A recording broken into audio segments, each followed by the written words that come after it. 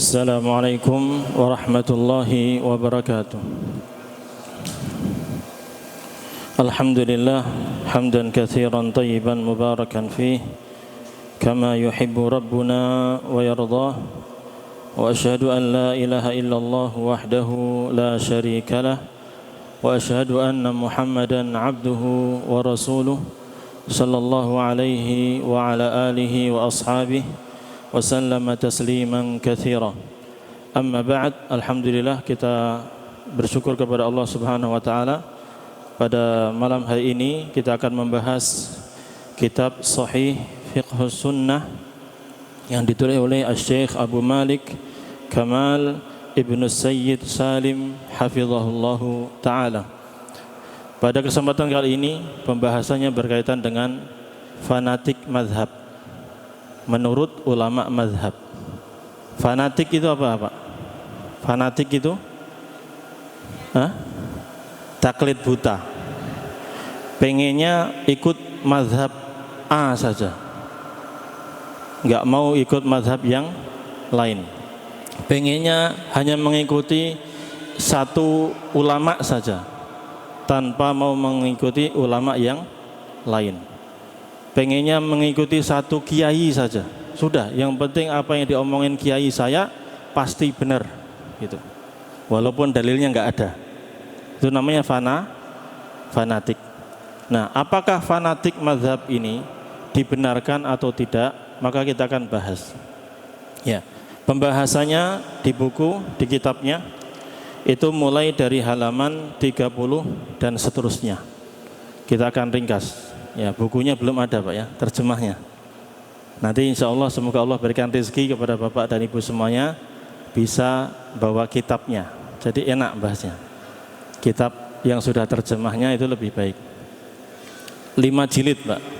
Ya, 5 jilid Pak. 5 jilid. Gak apa-apa. Itu insya Allah investasi akhirat.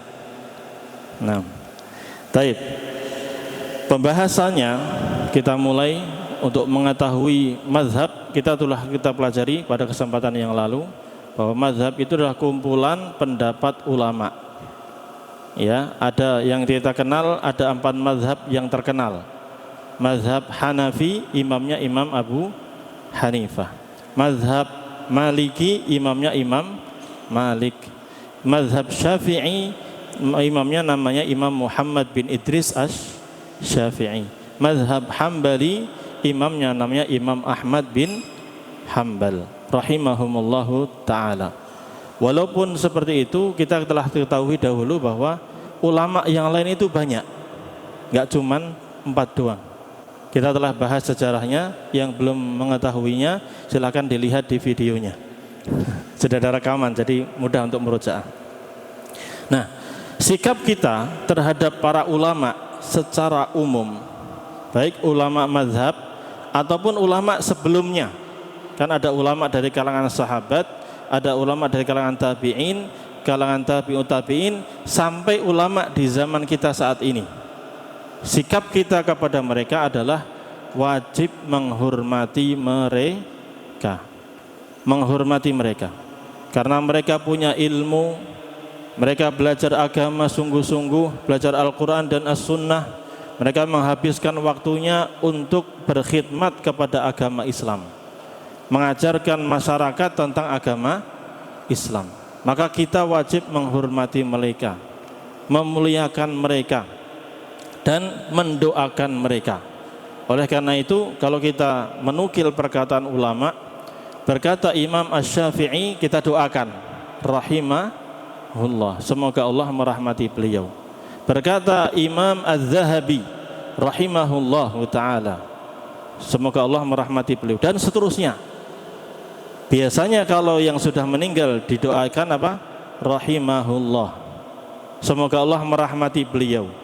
Kalau yang masih hidup biasanya disebut doanya apa? Hafizahullah, semoga Allah menjaga beliau, memanjangkan umur beliau. Walaupun yang masih hidup, boleh enggak kita doakan rahimahullah? Boleh Pak. Ya, semoga Allah merahmati beliau walaupun masih hidup. Karena rahmat itu dibutuhkan seorang hamba saat masih hidup dan setelah meninggal. Cuman biasanya itu yang hidup didoakan hafizahullah, kalau sudah meninggal rahimahullah. Jadi kita doakan mereka, kita muliakan.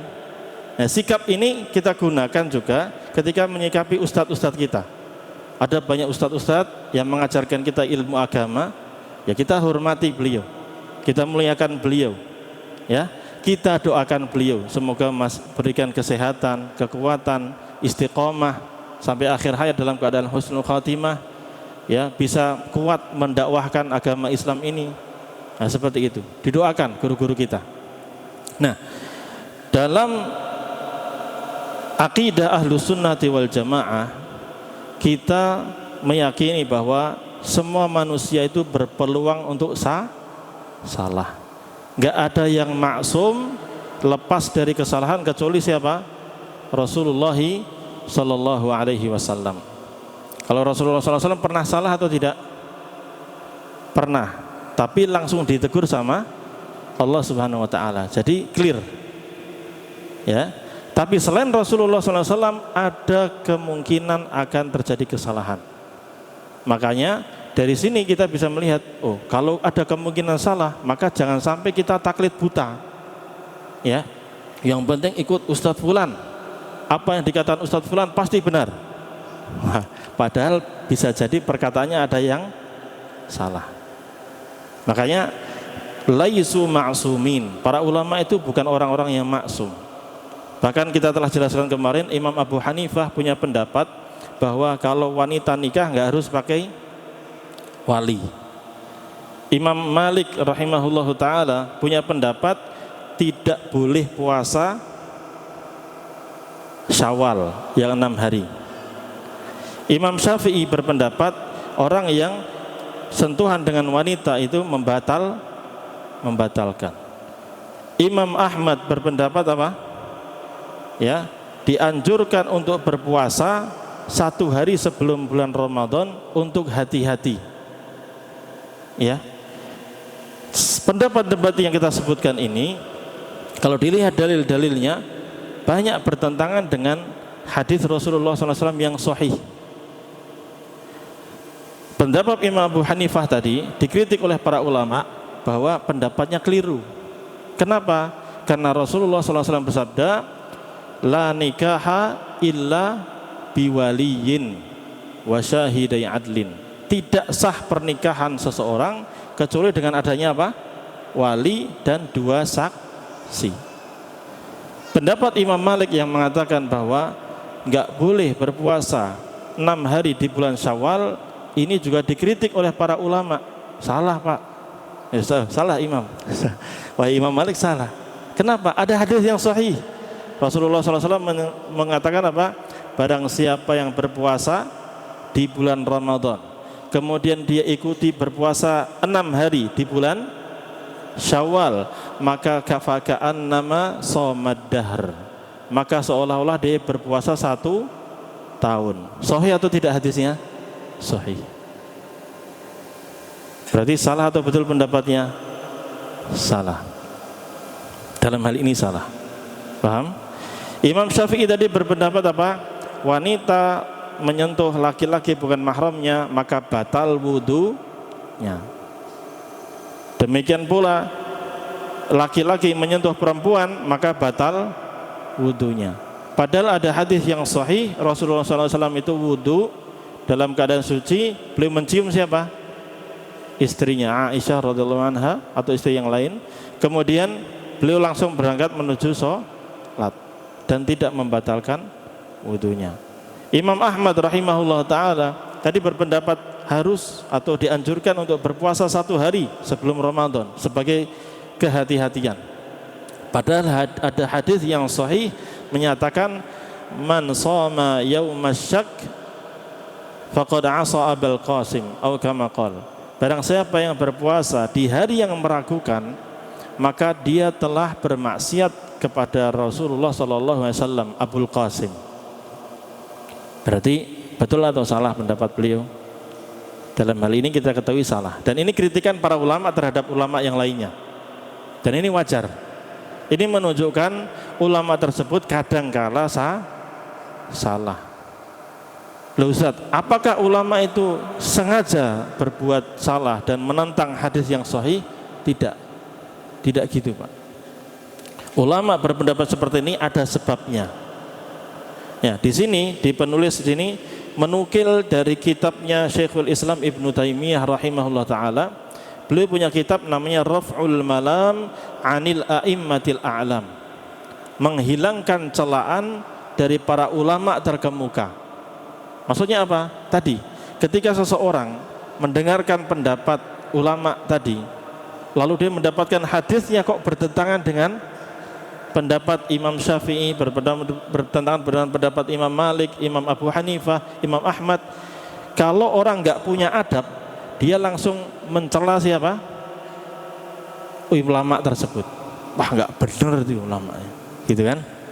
Ya atau tidak? Makanya Imam Ibnu Taimiyah rahimahullah taala, Syekhul Islam rahimahullah taala, beliau menulis kitab ini untuk menghilangkan celaan dari para ulama. Jangan sampai kita mencela para ulama karena mereka salah dalam berpendapat. Karena sebagaimana disabdakan oleh Rasulullah SAW, ulama itu kadang salah dalam ijtihad pendapat mereka, kadang benar. Yang jelas mereka sudah berilmu, mereka berupaya untuk mencari hukum yang benar dalam satu hukum. Itu kesungguhan beliau dan mendapatkan pahala. Kalau salah dapat berapa pahala? 1 pahala. Kalau benar mendapatkan 2 pahala. Idza ijtahadal hakimu fa asaba falahu ajran. Apabila ulama telah berijtihad lalu benar ketetapan hukumnya, hasil ijtihadnya, maka dia mendapatkan 2 pahala. Wa idza ijtahada fa akhta falahu ajr. Namun apabila beliau berijtihad, bersungguh-sungguh mengeluarkan ilmu beliau, mencari kitab-kitab para ulama, cari dalilnya, lalu disimpulkan satu hukum, qadarullah salah, maka beliau tetap mendapatkan berapa? 1 pahala. Itu bagi ulamanya. Tapi bagi kita ikuti yang mana? Yang benar, yang sesuai dengan dalilnya. Paham atau paham? Paham ya? Mudah dipahami ya? Baik. Di antara sebab, silahkan catat, kenapa ulama tadi pendapat-pendapatnya sebagai contoh tadi kok bisa-bisanya bertentangan dengan hadis yang sahih? Yang pertama disebutkan di sini, alla yakunal haditsu qad balaghahu aslan. Sebab pertama, bahwa hadisnya belum sampai kepada beliau. Beliau ini bisa berpendapat tidak perlu wali bagi orang yang nikah karena hadisnya belum sampai. Belum pernah dengar, belum pernah baca. Mungkin terjadi atau enggak, Pak? Mungkin. Nanti akan kita sebutkan contohnya. Ya. Kemudian yang kedua, an yakunal haditsu qad balaghahu lakinnahu lam yathbut indahu. Hadisnya sudah sampai kepada beliau. Beliau sudah membaca, beliau sudah mendengarkannya, sudah tahu hadisnya. Cuman beliau berpendapat hadisnya ini enggak sahih, sehingga beliau tidak mengamalkan hadis tersebut. Ini yang keberapa? Kedua. Bisa dipahami, Pak ya? Yang pertama tadi apa? Belum pernah dengar, belum pernah baca hadisnya. Hadisnya belum sampai ke beliau. Yang kedua, sudah sampai hadisnya, cuman beliau meneliti hadisnya enggak sahih ini, ada terputus atau apapun itu. Beliau berpendapat tidak sahih, sehingga beliau enggak mengamalkan hadis itu, lalu mencari dalil lain, lalu disimpulkan hukumnya. Bisa dipahami ya? Yang ketiga, an yashtarita an ya'taqida dha'fal hadis bijtihadin qad khalafahu fihi ghairuhu ma'a qat'in nazari min tariqin akhar. Nah, beliau memutuskan hadis itu sebagai hadis yang lemah. Ya, padahal ada ulama lain yang mensahihkan hadis tersebut dari jalur yang lain. Nah, beliau nggak tahu dari jalur yang lain itu. Jadi ini hampir sama dengan yang kedua tadi. sudah sampai hadisnya, cuman beliau berpendapat nggak sahih ini, karena ada kekurangan menurut beliau tentang hadis tersebut. Atau yang keempat, beliau mensyaratkan dalam menerima hadis itu, terutama hadis yang tidak mutawatir, yang rawinya cuma 1, 2 atau 3, nggak sampai derajat mutawatir, ada syarat-syarat tertentu yang nggak terpenuhi dalam hadis tersebut, sehingga tidak diamalkan. Ini sebenarnya masih berkaitan dengan yang nomor 2 tadi. Intinya hadisnya nggak sahih gitu aja. Lalu beliau tidak mengamalkannya.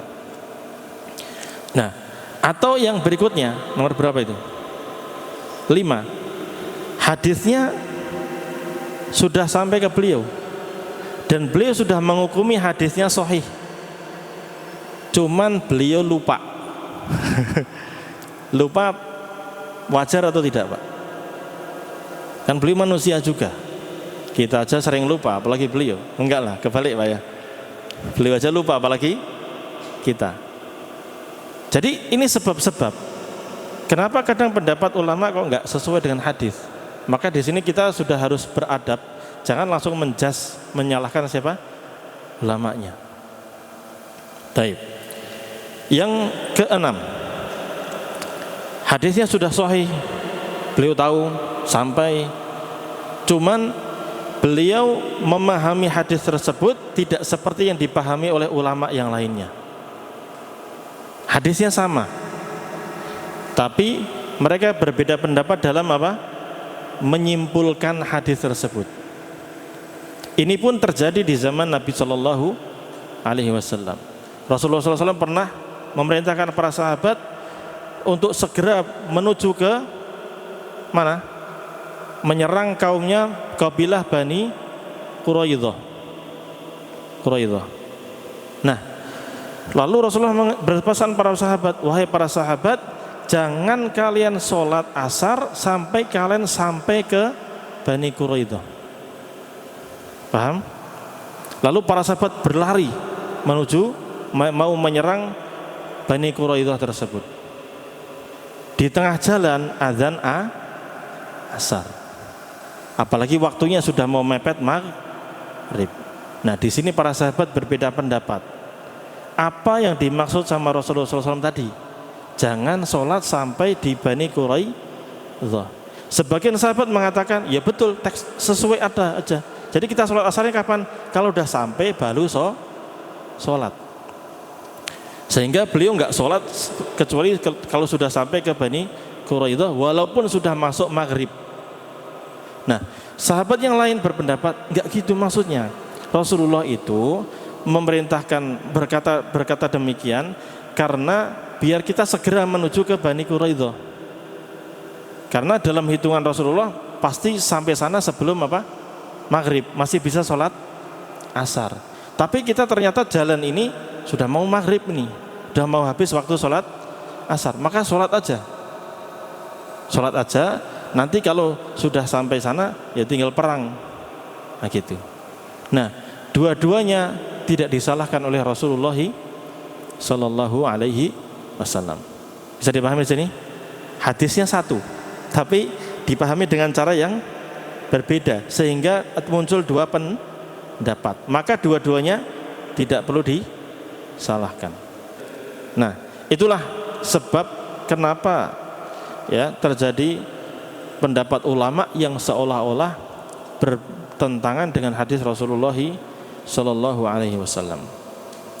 Maka sikap kita, kalau kita tahu pendapat ulamanya ternyata bertentangan dengan hadis yang sahih yang kita ketahui, dan pemahaman kita pun ada ulama yang membenarkannya, maka jangan sampai kita meninggalkan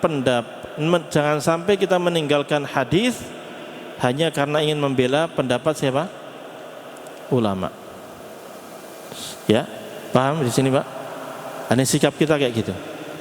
Jadi sama kalau kita melihat perbedaan pendapat di antara para ustadz, dilihat dalilnya, argumentasinya apa. Kalau dalilnya kuat, ya kita ambil yang dalilnya kuat. Tapi kalau dalilnya tidak kuat, ya kita tinggalkan. Namun demikian kita tetap memuliakan siapa? Ulama tersebut. Tidak sependapat dengan ulama bukan berarti kita memusuhi ulama tersebut. Yang penting dalilnya sahih dari Al-Quran dan Sunnah, dan sesuai dengan pemahaman para ulama juga. Ya, jangan memahami sendiri, malah jadi sesat nanti. Ya Pak ya. Jadi di sini sikap kita bagaimana? Tengah-tengah. Kita tetap memuliakan para ulama, tapi tidak berlebihan dengan fanatik buta kepada mereka, lalu meyakini yang penting saya ikut ulama fulan, ikut mazhab fulan pasti benar, gak mungkin salah. Ini sebuah kekeliruan. Ya, meski demikian, ya kita tetap memuliakan mereka. Kita katakan pendapatnya salah, yang sahih menurut ilmu yang kita bisa adalah sesuai dalil ini. Ya, jangan sampai kita juga mencela ulama yang beneran ulama ya, yang ahlus sunnah wal jamaah, yang memang dasarnya adalah pengen mengikuti Al-Quran dan Sunnah sesuai pemahaman sahabat, tabi'un dan tabi'ut tabi'in. Ya, kita ikuti mereka. Sehingga bagaimana dalam berdalil? Kalau kita ingin mengetahui cara wudhu yang benar itu seperti apa, cara mengetahui benda-benda najis itu apa saja, maka cari dalilnya. Adakah dalil dari Al-Quran? Adakah dalil dari Sunnah Nabi SAW? Dan kita gunakan pendapat para ulama, penjelasan para ulama sebagai jalan untuk memahami Al-Quran dan Sunnah. Maka jangan sampai kita taklid buta, ya, mengekor, pokoknya saya ikut mazhab Syafi'i, selain mazhab Syafi'i sesat gitu. Nah, jangan sampai kayak gitu Pak. Ya, karena para ulama itu pun termasuk Imam Syafi'i rahimahullah ta'ala, mereka sepakat melarang murid-muridnya untuk melakukan taklid fanatik buta. Kita akan bacakan di buku ini di halaman 33. Beliau mengatakan al-a'immatu muttafiquna ala man'i taqlidihim. Para imam, para ulama, mereka sepakat melarang fanatik buta kepada mereka. Yaitu fanatik buta at-taqlidul a'ma alladhi yata'assabu lahu man yadda'una annahum atba'uhum. Itu fanatik buta yang dilakukan oleh orang-orang yang fanatik, yang pengennya ikut kepada ulama-ulama mereka. Mereka menganggap bahwa dirinya adalah pengikut mazhabnya Imam Abu Hanifah misalnya, Hanafi, atau saya adalah pengikut mazhabnya Syafi'i, saya adalah pengikutnya mazhab Abu Hanifah, Imam Malik, Imam Ahmad misalnya. Ya, wa yatamassakuna bimadzahibihim wa aqwalihim kama law kanat nazalat minas sama. Dan mereka ini saking fanatiknya, taklidnya, mereka berpegang teguh dengan pendapat mazhab mereka seolah-olah itu adalah wahyu yang turun dari langit. Ya, padahal Allah Subhanahu wa taala memerintahkan kita semuanya hanya untuk mengikuti Al-Quran dan Sunnah. Al-Quran adalah wahyu yang Allah turunkan kepada Nabi Muhammad SAW, dan Sunnah adalah ajaran Nabi Muhammad SAW sebagai penjelas dari Al-Quran tersebut, menjelaskan bagaimana tata cara sholat, menjelaskan mana saja hal-hal yang dikatakan najis, bagaimana cara membersihkannya, bagaimana cara wudhu, bagaimana cara ibadah dan lain sebagainya, termasuk dalam urusan akidah. Semuanya telah dijelaskan oleh Rasulullah SAW. Maka Allah berfirman dalam surat Al-A'raf ayat 3, ittabi'u ma unzila ilaikum mir rabbikum. Ikutilah apa yang telah diturunkan kepada kalian dari Tuhan kalian, yaitu Al-Quran dan Sunnah. Wala tattabi'u min dunihi awliya, dan jangan kalian mengikuti orang-orang lain selain Al-Quran dan Sunnah. Qalilan ma tadhakkarun, sedikit sekali kalian mengambil pelajaran. Maka kemudian penulis membawakan perkataan ulama mazhab yang menjelaskan dilarangnya melakukan fanatik mazhab. Pembahasan ini disebutkan juga dalam kitab Sifat Salat Nabi sallallahu alaihi wasallam karya Syekh Muhammad Nasiruddin Al-Albani rahimahullah taala. Bagi bapak-bapak, ibu-ibu yang punya kitab itu bisa dibuka di mukadimahnya. Nah, ini sebagai dasar landasan kita bahwa kita ikut mazhab mana? Ikut semuanya, Pak. Kita muliakan semuanya. Kita gunakan pendapat-pendapat ulama itu untuk memahami Al-Quran dan Sunnah. Yang sesuai dalil Al-Quran dan Sunnah kita jalankan, yang tidak sesuai maka kita tinggalkan. Yang pertama, Imam Abu Hanifah rahimahullahu ta'ala. Nama beliau siapa? Abu Hanifah. Namanya siapa? An-Nu'man bin Thabit. An-Nu'man bin Thabit rahimahullah ta'ala. Beliau menjelaskan kepada murid-muridnya dengan berbagai macam nasihat yang sangat luar biasa. Di antara perkataan beliau yang perlu kita catat dengan tinta emas, idza shahhal haditsu fahuwa madhhabi. Apabila hadisnya sahih, maka itulah mazhabku. Jadi kalau kita mengaku pengikut Imam Abu Hanifah, maka kalau kita dapat hadis yang sahih, maka inilah mazhabnya Abu Hanifah rahimahullah. Sehingga kita ikuti hadis yang sahih tersebut. Termasuk tadi Imam Abu Hanifah mungkin belum sampai kepada beliau hadis tentang wajibnya nikah dengan apa? Wali. Bahkan itu syarat sah. Kalau enggak pakai wali, enggak sah. Maka kita dapat juga, ternyata alhamdulillah kita dapat hadisnya dan sahih. Maka kita ikuti siapa? Hadis tersebut. Karena Imam Abu Hanifah sendiri belum mengatakan idza shahhal haditsu fa huwa madhhabi. Apabila hadisnya sahih, maka itulah mazhabku. Paham? Sehingga kita ikuti mazhab ini, mazhabnya Rasulullah sallallahu alaihi wasallam. Sekaligus inilah juga pendapatnya Imam Abu Hanifah rahimahullah taala. Beliau juga mengatakan yang kedua, la yahillu li ahadin an ya'khudha bi qaulina ma lam ya'lam min aina akhadnahu. Tidak halal bagi siapapun untuk mengambil pendapat kami kalau dia tidak tahu dari mana kami mengambil pendapat tersebut. Imam Abu Hanifah mengatakan enggak halal, enggak boleh.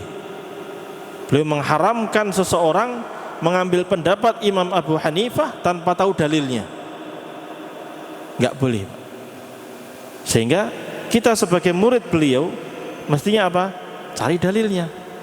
Kalau kita dapat di dalam kitab ulama, oh mengatakan hukumnya haram, qadarullah enggak disebutkan dalilnya, maka kita cari dalilnya. Apakah benar hukumnya haram? Dapat dalilnya, alhamdulillah, berarti pendapat ulama ini benar. Maka di sini ada kaidah, Pak. Dalam usul fikih dan kaidah fikihiyah, aqwalul ulama yustadallu laha la yustadallu biha. Aqwalul ulama yustadallu laha la yustadallu biha. Pendapat para ulama itu dicarikan dalilnya. Pasti ada dalilnya, iya. Cuman kalau kita nggak tahu, cari dalilnya. La yustadallu biha, bukan malah dijadikan sebagai dalil. Bisa dipahami? Pendapat ulama dicarikan dalilnya untuk menguatkan pendapat tersebut, bukan dijadikan sebagai dalil untuk menetapkan hukum. Jelas ya? Dalam riwayat yang lain, haramun ala man lam ya'rif dalili an yuftiya bi kalami. Haram bagi seseorang yang tidak tahu dalilku, haram baginya untuk berfatwa dengan pendapatku, perkataanku. Wan jelas nih Pak, mantap. Dia mengatakan apa? Haram seseorang berpendapat atau berfatwa dengan pendapatku, perkataanku, kalau dia tidak tahu dalilku apa, maka harus tahu dalilnya. Dan bagi pengikut Imam Abu Hanifah, kalau mau cari pendapat beliau dengan dalilnya, baca langsung dari kitabnya. Langsung dari kitabnya. Bagi yang bisa. Ya Pak ya. Kalau kita masih belajar ya proses. Ya, belajar dulu, saya fikih sunnah dulu. Baik. Beliau juga mengatakan, fa innana bashar naqulul qawla al-yawma wa narji'u anhu ghadan. Karena kami ini semua adalah manusia. Kami para ulama manusia biasa. Naqulul qawla al-yawm. Hari ini kami mengatakan pendapat ini dengan hukum ini. Wa narji'u anhu ghadan. Bisa jadi besok kami rujuk dari pendapat itu. Sekarang mengatakan haram, bisa jadi besok belajar ternyata halal. Berubahlah pendapat beliau. Kenapa? Karena tahu dalilnya. Nah, seperti ini pun kita juga demikian. Belajar itu non-stop sampai husnul khatimah.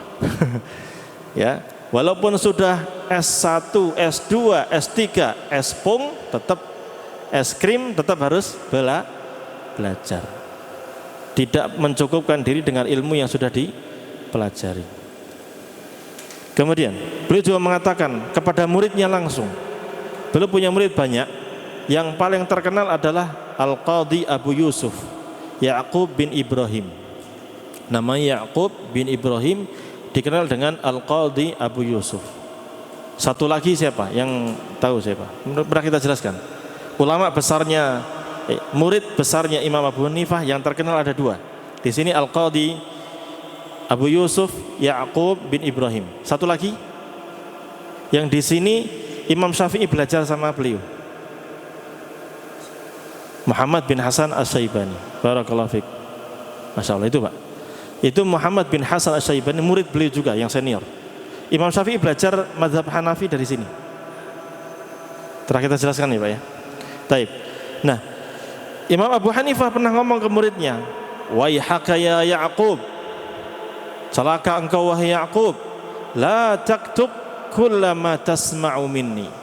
Jangan tulis semua yang kau dengar dariku. Fa inni qad ara ar-ra'yal yawma wa atrukuhu ghadan. Karena kadang saya itu berpendapat satu pendapat di hari ini, bisa jadi besok saya tinggalkan pendapat ini.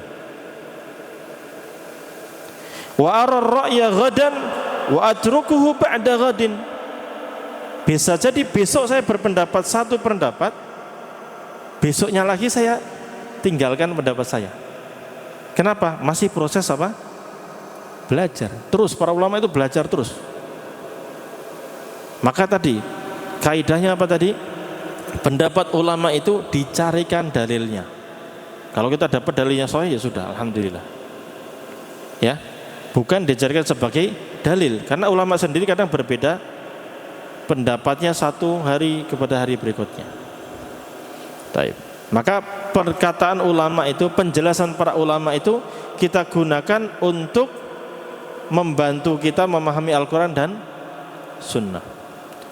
Idza qultu qawlan yukhalifu kitab Allah Ta'ala wa khabar ar-Rasul sallallahu alaihi wasallam fatruku qawli. Oh, ini mantap lagi.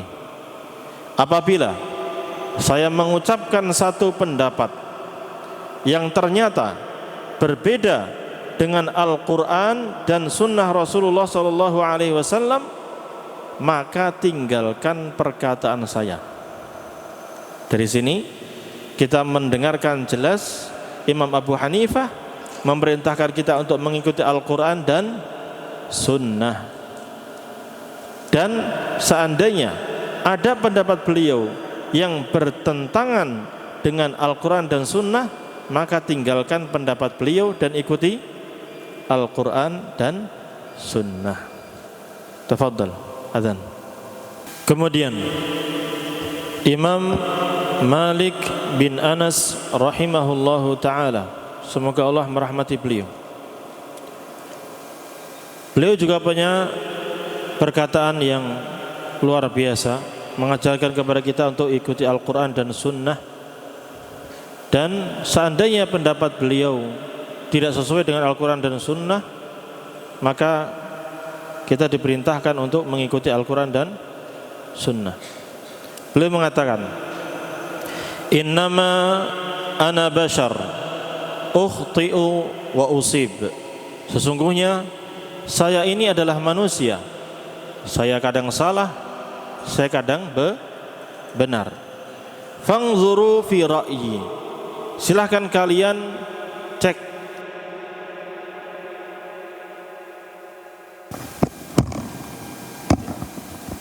Ya. Silahkan kalian lihat, perhatikan, teliti pendapatku itu. Fakullu ma wafaqal kitaba was sunnah fakhudhu. Maka semua pendapat saya yang sesuai dengan Al-Quran dan Sunnah, ambillah. Berarti itu pemahaman yang benar.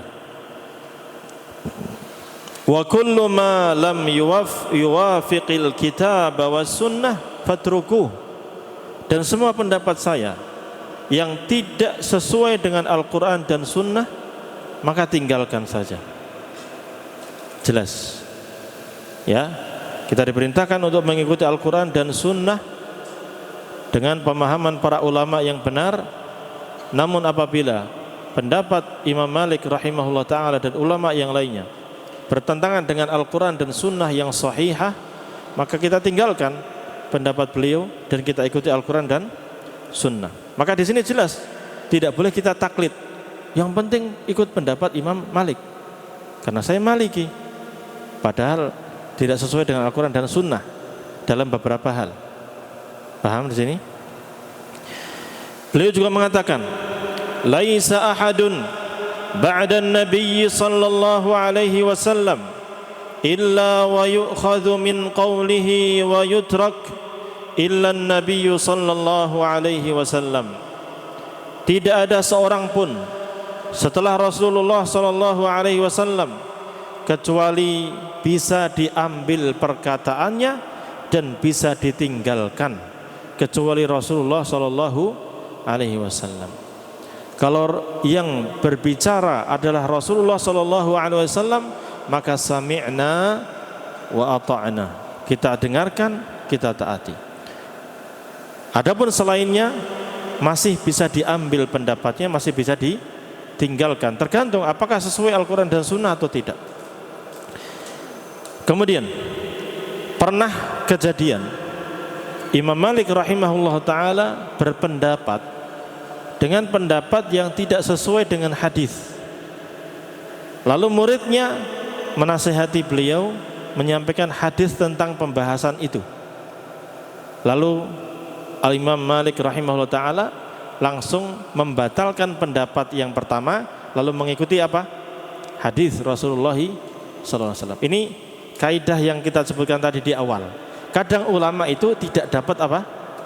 Hadisnya, belum baca atau belum dengar, sehingga pendapatnya bertentangan dengan hadis tersebut. Kisah ini dikisahkan oleh Imam Ibnu Wahab rahimahullah ta'ala. Sami'tu Malikan su'ila an takhlili asabi'ir rijlaini fil wudu. Saya mendengar Imam Malik rahimahullah ta'ala ditanya tentang hukum menyela-nyela jari jemari kaki ketika wudu. Hukumnya apa wahai Imam Malik? Jadi Ibnu Wahab rahimahullah ta'ala sedang duduk di majelisnya siapa? Imam Ahmad. Imam Malik sedang ngisi kajian. ditanya sama muridnya, wahai Imam Malik, apa hukumnya menyela-nyela bersihkan jari jemari apa? Kaki itu bagaimana ketika wudu? Faqala, maka Imam Malik mengatakan, laisa dzalika 'alan nas. Perbuatan itu tidak pernah dilakukan oleh manusia. Ini Imam Malik rahimahullah ta'ala mengatakan perbuatan menyela-nyela tangan ini tidak pernah dilakukan oleh manusia yang ada di kota Madinah. Sebagai tambahan ilmu bahwa Imam Malik rahimahullah ta'ala kalau tidak mendapatkan dalil dari Al-Quran, dalil dari Sunnah, maka beliau mencari a'malu ahlil Madinah, perbuatan penduduk kota Madinah.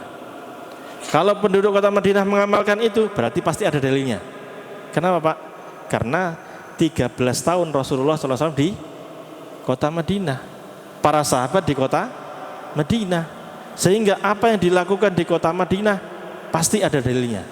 Sehingga Imam Malik rahimahullah ta'ala ketika ditanya apa hukumnya menyela-nyela tangan, menyela kaki ketika wudhu, beliau tidak mendapatkan itu diamalkan sama penduduk kota Madinah, sehingga beliau berpendapat nggak perlu dilakukan, kan gitu. Lihat, ketika Imam Ibnu Wahab rahimahullah ta'ala mendengar perkataan Imam Malik demikian, Imam Ibnu Wahab itu tahu ini salah pendapatnya, tapi lihat adabnya murid kepada guru. Kita belajar dari sini.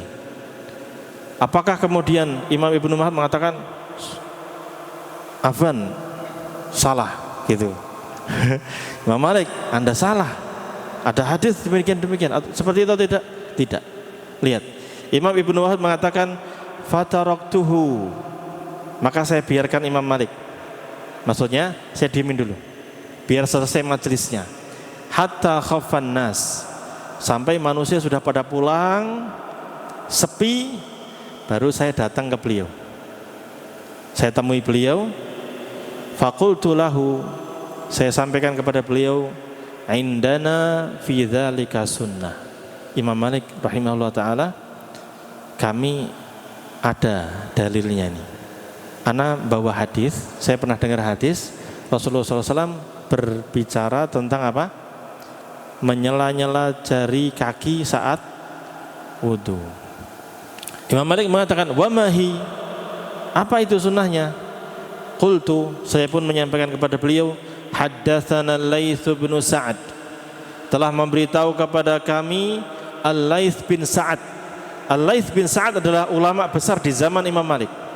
Bahkan sebagian ulama mengatakan Al-Laits bin Sa'ad afqahu min Malik, lebih berilmu daripada Imam Malik rahimahullahu ta'ala. Wabnu Lahiyah, saya juga mendengarkan riwayat ini dari Imam Ibnu Lahiyah, sama, masih ulama-ulama sezaman Imam Malik. Wa Amr bin Harith, dan juga Amr bin Harith. Jadi 3 ulama ini yang hidup di zaman Imam Malik telah menyampaikan hadis ini kepada saya.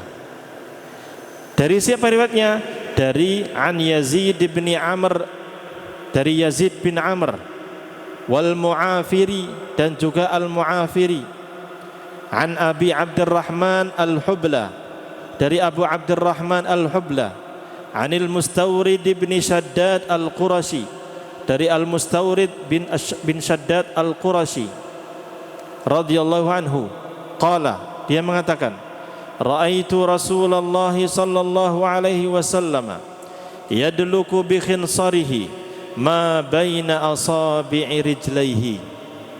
Saya, kata Al-Mustawrid ibnu Shaddad Al-Qurashi, saya pernah melihat Rasulullah sallallahu alaihi wasallam menggosok-gosok jari jemari kakinya dengan khinsarihi, dengan apa? Jari kelingkingnya. Ini hadisnya. Nah, tadi disampaikan kepada Imam Malik, maka Imam Malik mengatakan, inna hadzal haditsu hasan. Hadis ini bagus. Secara riwayat apa? Sahih, benar, dan maknanya juga bagus. Wa ma sami'tu bihi qattun illa sa'ah. Dan saya tidak pernah mendengarnya kecuali sekarang. Ini menguatkan kaidah tadi bahwa apa? Kadang ulama enggak dengar, hadisnya belum sampai kepada beliau.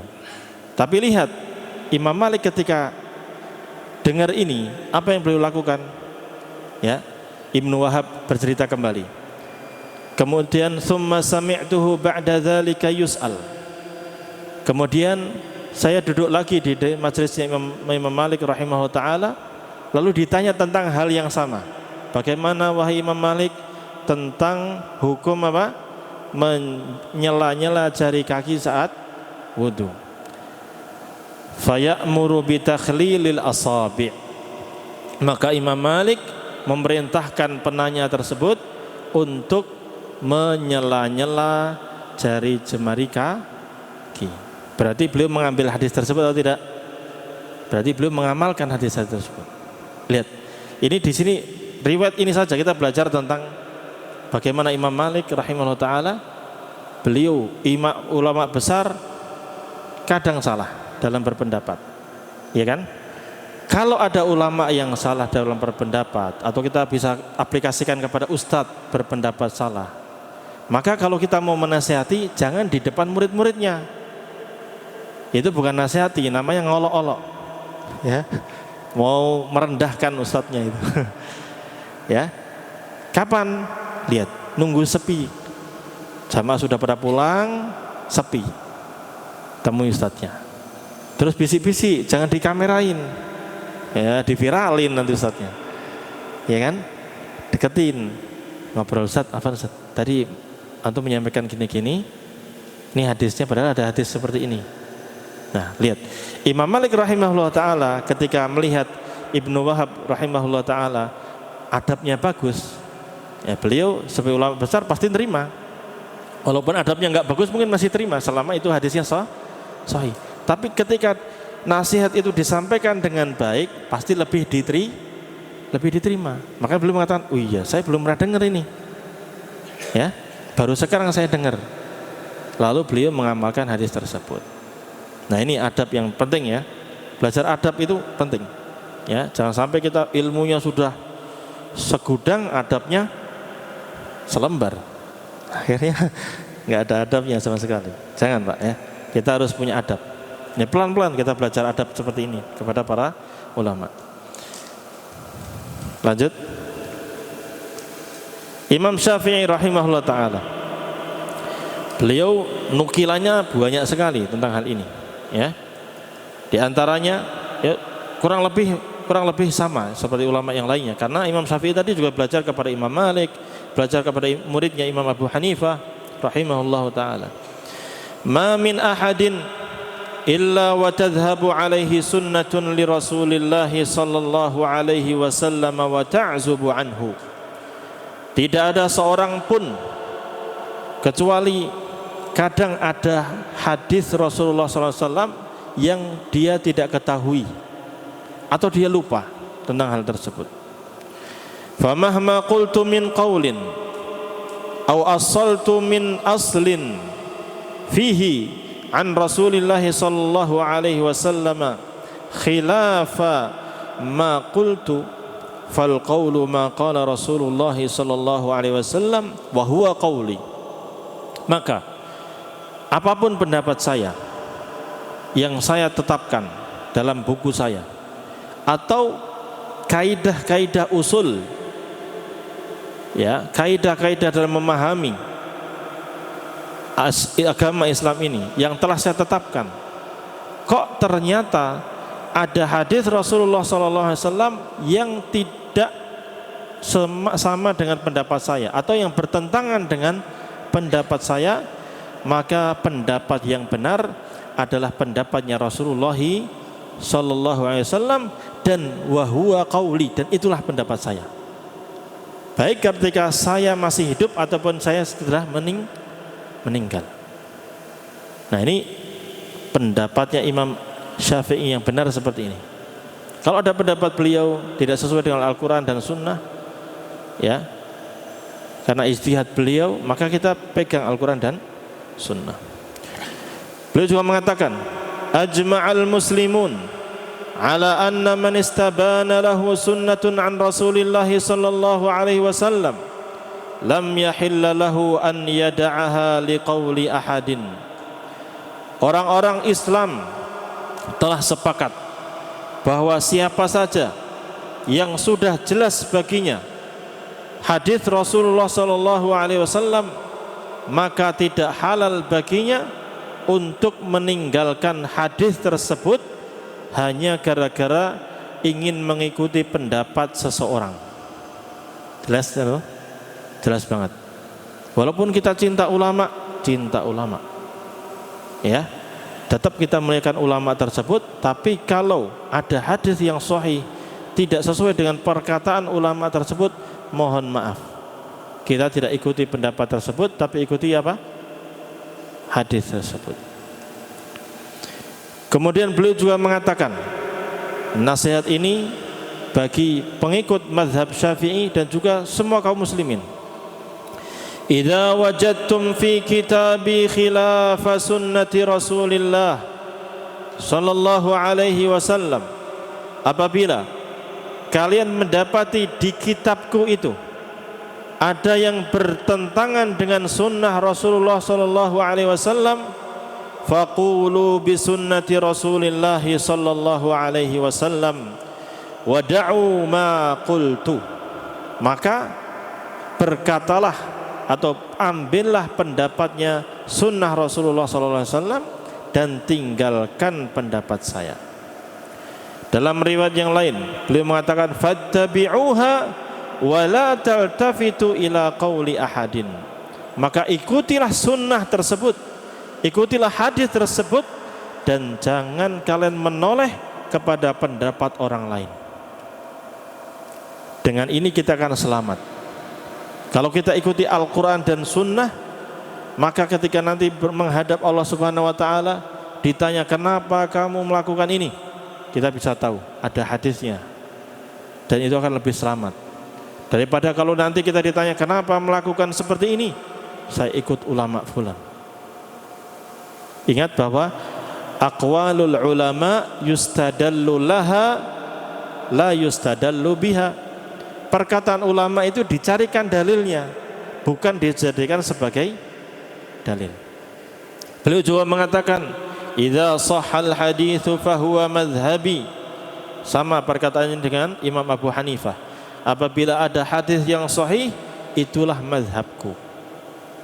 Jadi kalau kita mengaku mazhab Syafi'i, disampaikan hadis Rasulullah SAW sahih, maka ikutilah hadis tersebut. Jangan mengatakan, mohon maaf, ini sudah tradisi, sudah kebiasaan kami, jangan diberubah-ubah. Imam Syafi'i rahimahullah ta'ala mengatakan, apabila hadisnya sahih, ikuti hadis tersebut, itu mazhabku.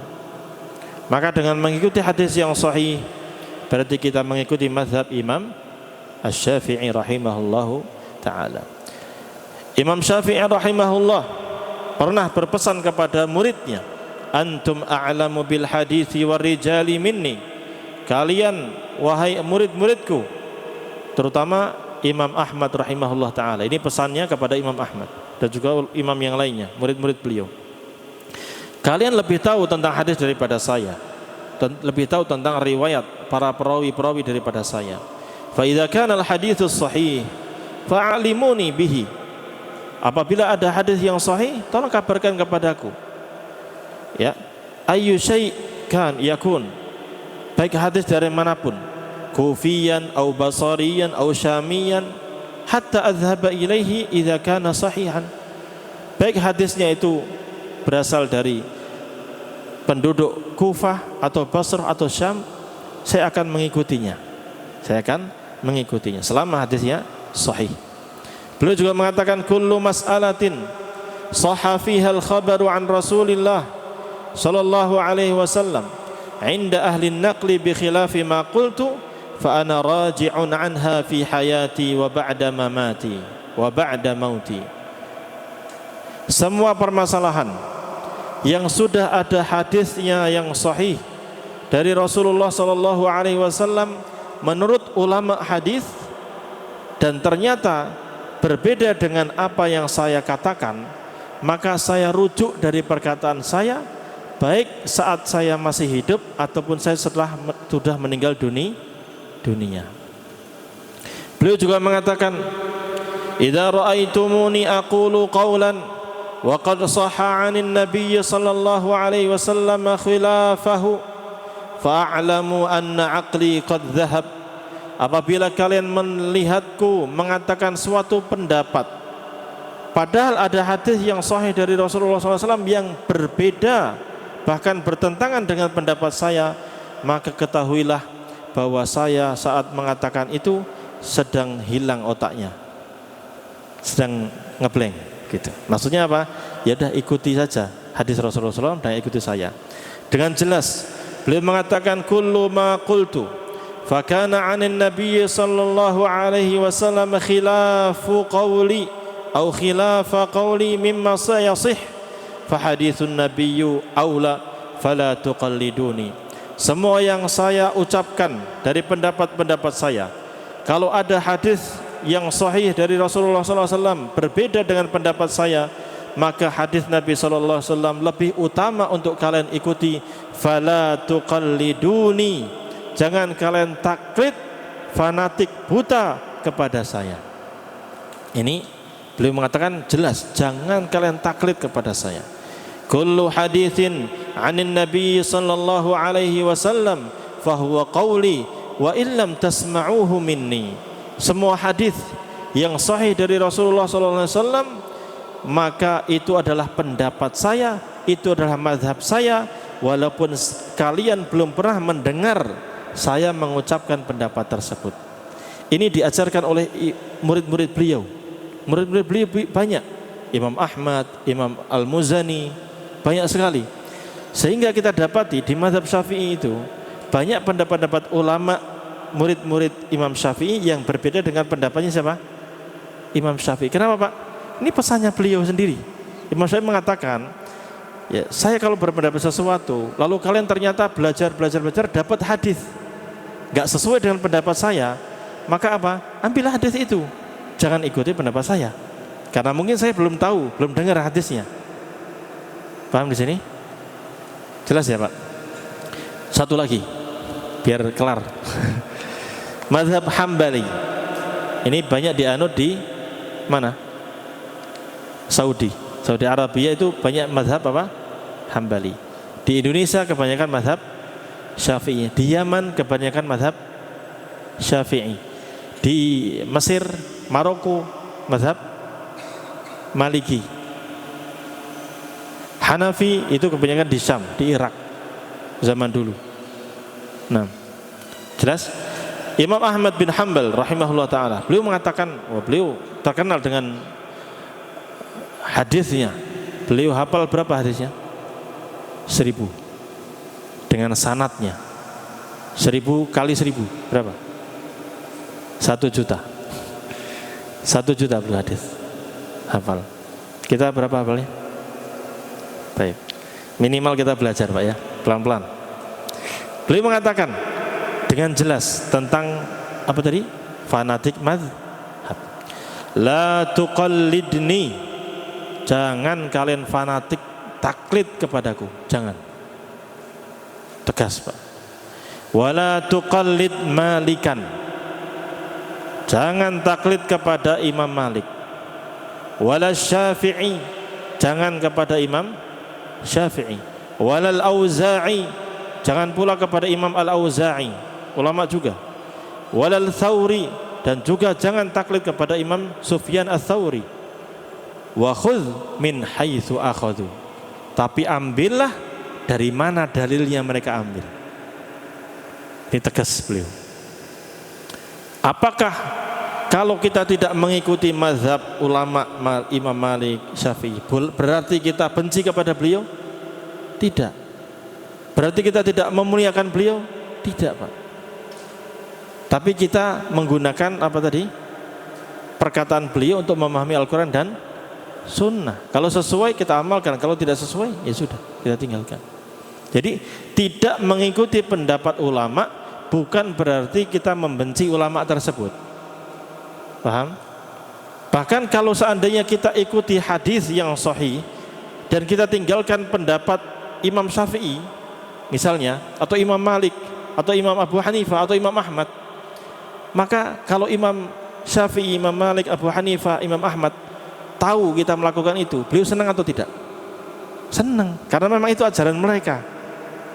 Kan gitu tadi, dari tadi kita sudah menyampaikan itu. Ya, seperti itu.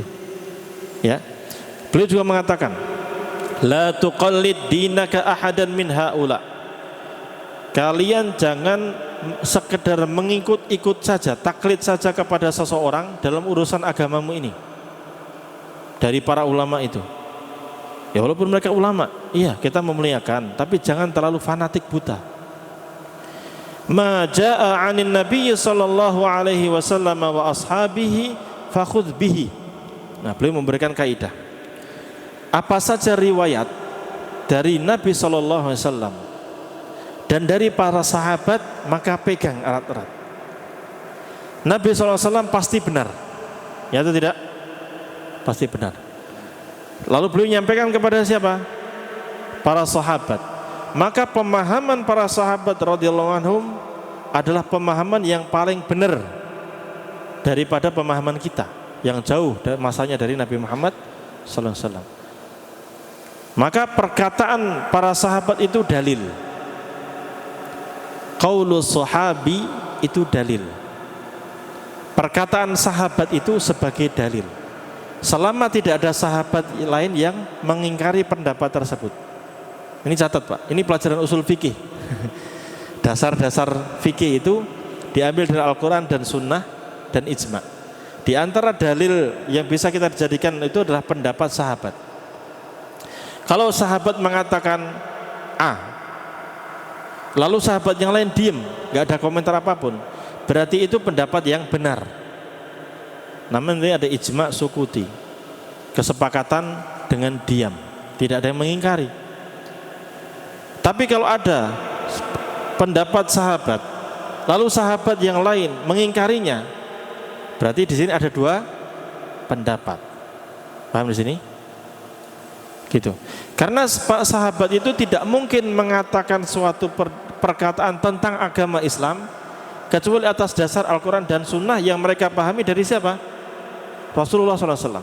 Tidak mungkin para sahabat itu melakukan suatu perbuatan kecuali ada dasarnya dari Allah dan Rasulnya dalam Al-Quran dan Sunnah. Makanya ada kaidah yang besar yang ditulis oleh para ulama, diawali oleh Imam Ibnu Katsir rahimahullah ta'ala, lalu ditulis oleh Al-Ustaz Abdul Hakim bin Amir Abdad hafizahullah ta'ala. Judulnya apa? Lau kana khairan lasabaquna ilaih. Seandainya satu perbuatan itu benar dan sebuah kebaikan, maka para sahabat pasti sudah mengamalkannya. Ya atau tidak? Cinta Rasulullah SAW, para sahabat cinta atau tidak? Cinta. Tapi apakah para sahabat melakukan perayaan? Ada atau tidak? Enggak ada. Seandainya itu baik, maka pasti para sahabat sudah mengamalkannya. Maka demikian pula, kalau ada perkataan para sahabat, perbuatan para sahabat, maka Imam Ahmad mengatakan khudh bihi, pegang itu dalil. Selama sahabat yang lain tidak mengingkarinya. Tsumma tabi'ina ba'du ar-rajulu fihi mukhayyar. Tapi kalau ada pendapat dari ulama tabi'in, generasi setelah para sahabat, maka kita bisa milih, bisa ambil, bisa tidak, karena perkataan mereka bukan dalil. Paham? Beliau juga mengatakan al-ittiba' mengikuti sunnah itu apa? Kan taklid itu apa? Mengikuti ulama tanpa tahu dalilnya. Yang penting ulama gini kita ikut. Yang dibolehkan itu apa? Ittiba', mengikuti sunnah, mengikuti dalil. Ittiba' itu apa? Al-ittiba'u an yattabi'a ar-rajulu ma jaa'a 'anin nabiy sallallahu alaihi wasallam wa 'an ashabi. Ittiba' itu adalah seseorang mengikuti apapun yang datang dari Rasulullah sallallahu alaihi wasallam dan dari para sahabatnya. Tsumma huwa min ba'di tabi'ina mukhayyar. Kemudian adapun setelah tabi'in maka kita bisa memilih. Bisa ambil, bisa tidak. Tergantung dalilnya benar atau tidak. Ya. Kemudian beliau juga mengatakan ra'yul Auza'i wa ra'yu Malik wa ra'yu Abi Hanifah kulluhu ra'i. Pendapat Imam Al-Auza'i, Imam Malik, Imam Abu Hanifah semua adalah pendapat. Wa huwa indi sawa, dan bagi saya itu sama saja. Pendapat manusia, pendapat ulama. Wa innamal hujjatu fil athar. Tapi dalil itu ada pada athar, riwayat dari Rasulullah SAW dan juga dari para sahabat. Bahkan beliau mengatakan, man radda haditha Rasulillah sallallahu alaihi wasallam fahuwa ala syafahalakah. Man radda haditha Rasulillah sallallahu alaihi wasallam fahuwa ala syafahalakah. Siapa yang menolak hadis Rasulullah sallallahu alaihi wasallam maka dia berada di jurang kebinasaan. Bahaya. Jangan sampai kita menolak hadis Rasulullah sallallahu alaihi wasallam. Dari sini Imam Ahmad rahimahullah taala menjelaskan kepada kita, dalam urusan agama ini, baik urusan akidah, urusan fikih, urusan akhlak, apapun berkaitan dengan agama Islam ini, sumbernya harus dari Al-Quran dan Sunnah Rasulullah sallallahu alaihi wasallam dan pemahaman para sahabat. Itu baru kita benar dengan situ. Insya Allah dengan mengikuti pemahaman ini kita akan benar agamanya. Bagaimana caranya Ustadz? Kita kan jauh dari para sahabat. Ya belajar pelan-pelan. Kita bareng-bareng Pak. Kita akan belajar fikihnya sekarang. Nanti sama Ustadz lain belajar apa? Akidahnya. Sama Ustadz lain belajar adab, akhlak. Sama Ustadz lain belajar yang lainnya. Itu pelan-pelan, bertahap. Yang penting prinsipnya tadi sudah kita pegang. Apapun yang kita mau amalkan, usahakan cari dalilnya. Dengan itu kita mengikuti siapa? Semua para ulama. Paham di sini? Dan ini yang terpuji. Ya, para ulama tadi memerintahkan kita untuk berpegang teguh dengan Al-Quran dan Sunnah, tidak boleh taklid. Ya. Inilah pendapat yang benar, ya. Jelas atau jelas? Jelas Pak, insya Allah. Jam segini, mau tanya nggak? Ada yang ditanya? Pertemuan berikutnya insya Allah mau, kita sudah mulai bab Toharoh. Insya Allah pertemuan berikutnya kita mulai membahas tentang bersuci. Kalau kita baca mukodimahnya semua nanti ngepul Pak, nguap kebanyakan. Tapi poinnya sama tadi. Beliau di buku ini di akhir-akhir bahas tentang subhat-subhat orang-orang yang fanatik mazhab itu. Beliau bantah supaya satu-satu. Mereka kan sering nuduh, oh berarti kalian nggak cinta ulama. Bukan gitu. Kita tetap cinta ulama. Kita ambil semua pendapat.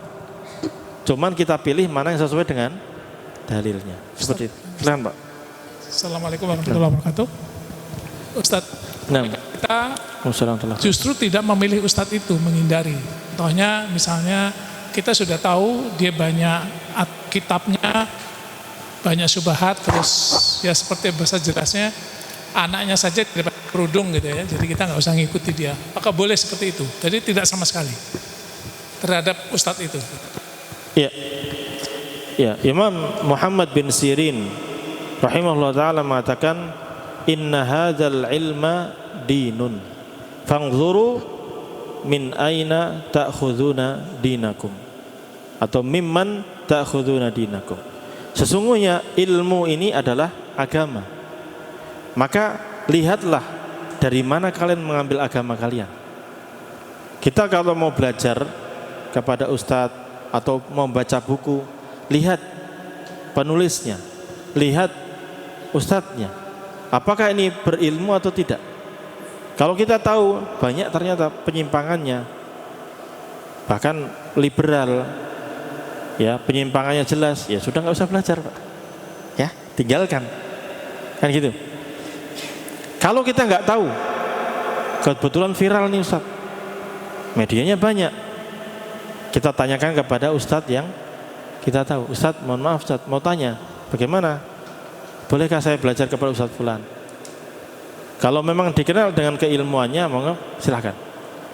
Dan benar manhajnya, silakan. Tapi kalau tidak, ya kita nggak usah belajar. Dan masih banyak ulama lain yang kita bisa belajar, yang lebih selamat pemahamannya. Begitu Pak. Jadi harus selektif. Dalam baca buku, hadiri kajian harus selektif. Betul-betul dipilih. Ya. Agar agama kita selamat. Betul. Silakan. Ada lagi? Moga. Betul. Assalamualaikum warahmatullahi wabarakatuh. Waalaikumsalam warahmatullahi wabarakatuh. Barakallahu fikum Ustaz. Maaf Ustaz. Ini ada suatu kejadian Ustaz. Seorang ini biasa dia berwudu di rumah. Qadarullah dia tuh lupa gitu. Ketika masuk masjid dia dijadiin imam. Nah, ketika jadi imam dia ingatnya itu pas tahiyatul akhir gitu kan. Sementara tahiyat akhirnya pun belum selesai. Dia ingat belum wudu. Nah, apa yang harus dilakukan Ustaz? Syukran jazakallahu khair. Baik. Tapi jadi ini, al yakin la yazulu bisyak. Sesuatu yang yakin tidak boleh dihilangkan dengan sesuatu yang meragukan. Kalau tadi kebiasaan dia wudu dari awal dan memang sudah wudu, misalnya nih kasus lainnya, orang sudah wudu, lalu dia datang ke masjid, nunggu komat atau sudah komat, langsung dia sholat. Waktu sholat dia lupa, udah wudu belum tadi ya? Atau sudah batal atau belum tadi? Maka bagaimana? Dia ambil keyakinan tadi, sudah wudu tadi. Kalau sudah wudu ya sudah, lanjut aja. Jangan ngambil yang ragu-ragunya. Tapi kasus tadi yang Bapak sampaikan kan yakin nggak wudu? Yakin atau ragu? Hah? Yakin. Ya sudah batalin. Kalau yakin nggak wudu ya sudah batalin. Keluar dari sholatnya. Kalau dia sebagai imam ya tarik yang belakang, suruh maju. Gitu Bapak. Jadi ambil yang yakin. Ini untuk menghilangkan was-was juga Pak. Kadang kita sudah wudu dari masjid, dari rumah ke masjid sampai masjid, udah batal atau belum ya? Makanya bagaimana Pak? Ambil yang yakinnya. Oh tadi sudah wudu, berarti hukum asalnya sudah wudu. Yang batal atau tidak ini masih meragukan.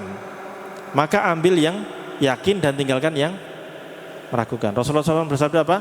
Da'ma yaribuka ila ma la yaribuka. Tinggalkan apa yang meragukanmu dan pegang yang tidak meragukan. Sama, bapak-bapak dari tadi maghrib di sini sudah wudu kan?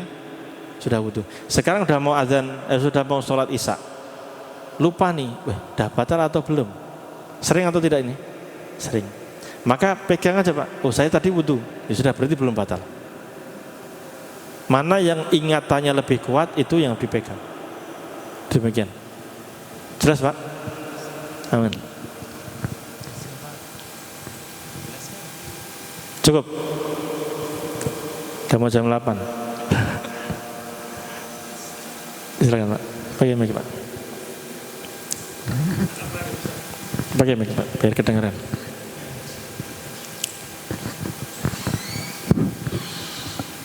Ana pernah dengar dari perkataan seorang ustadz itu, di antara 4 imam mazhab ini yang paling mendekati sunnah Nabi itu Imam Malik bin Hambal. Itu gimana Ustaz pendapatnya? Malik bin Hambal atau Ahmad bin Hambal? Ahmad bin Hambal. Ahmad bin Hambal. Iya. Ya mungkin itu pendapat beliau. Tapi kita tahu tadi semuanya mengatakan apa? Pegang sunnah. pegang sunnah. Semuanya.